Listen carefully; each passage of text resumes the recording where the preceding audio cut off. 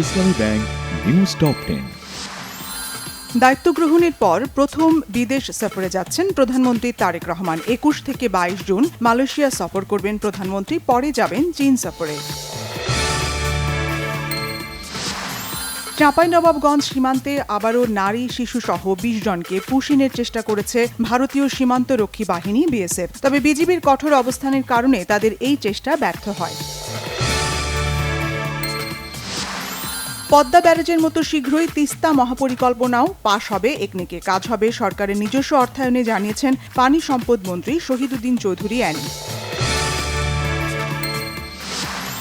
বগুড়ার সীমান্ত ও দিগন্ত ইউনিয়নের নাম পরিবর্তনের নির্দেশ প্রধানমন্ত্রীর। এবার প্রতিমন্ত্রী মীর শাহে আলমের নামে স্কুলের নামকরণের প্রস্তাব, সরকারি চিঠির ছবি ভাইরাল। যারা গণতন্ত্রকে হত্যা করে তাদের সহাবস্থানের সুযোগ দেয়া যাবে না বলে মন্তব্য করেছেন বিএনপির সিনিয়র যুগ্ম মহাসচিব রুহুল কবির রিজভী।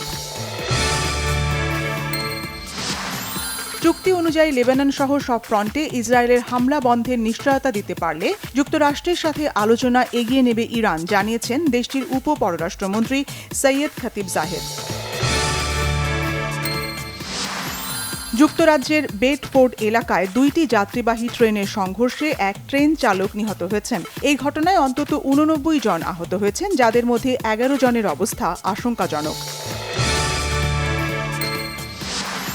বিশ্বকাপে নিজেদের দ্বিতীয় ম্যাচেই চিরচেনা রূপে ব্রাজিল। ওশেনিয়ার দ্বীপরাষ্ট্র হাইতির বিপক্ষে ৫ বারের চ্যাম্পিয়নদের জয় ৩-০ গোলে।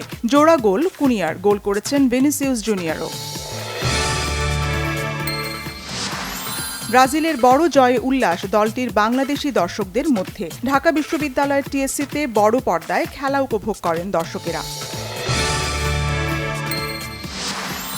নিজেদের প্রথম ম্যাচে ব্রাজিলের বিপক্ষে ড্রয়ের পর এবার জয়ের দেখা পেল মরক্কো। গ্রুপ সিতে নিজেদের দ্বিতীয় ম্যাচে তারা ১-০ গোলে হারিয়েছে স্কটল্যান্ডকে।